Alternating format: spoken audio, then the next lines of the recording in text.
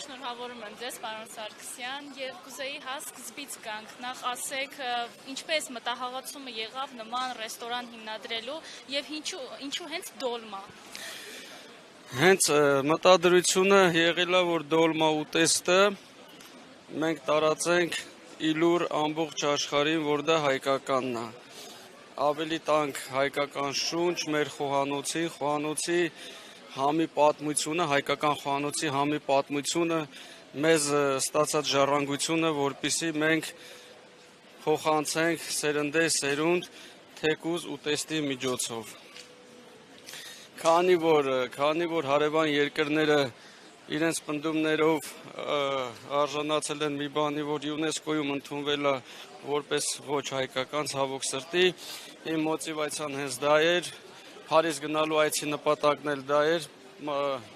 մրցանակաբաշխությանը մասնակցելու, որպեսզի ավելի բարձր մենք խոսենք մեր հայկականի մասին, մեր հայկական շունչի մասին։ Տարիներ շարունակ աշխատել ենք, ձգտել ենք, ջիղ ենք գործադրել, վերջապես այս տարի մասամբ հասա իմ նպատակին։ Ինչու հենց դյով, դոլմա ենք, չեմ ենք ասում, եւ ինչու հենց դոլման ընտրեցիք որպես հայկական ուտեստ, որովհետեւ մենք շատ հայկական ուտեստներ ունենք, ինչը, այսպես ասած, ձեզ ավելի շատ ձգեց, որ հենց դոլմայով կոչեք ռեստորան։ Նախ ինչու, որովհետեւ դոլմա բառը, դա դոլի բառն է, դա ավելի շատ բարբառների հետ կապված է, ոչ թե ազգայնության, եւ ուզում եմ եւս մեկ անգամ շեշտեմ, որ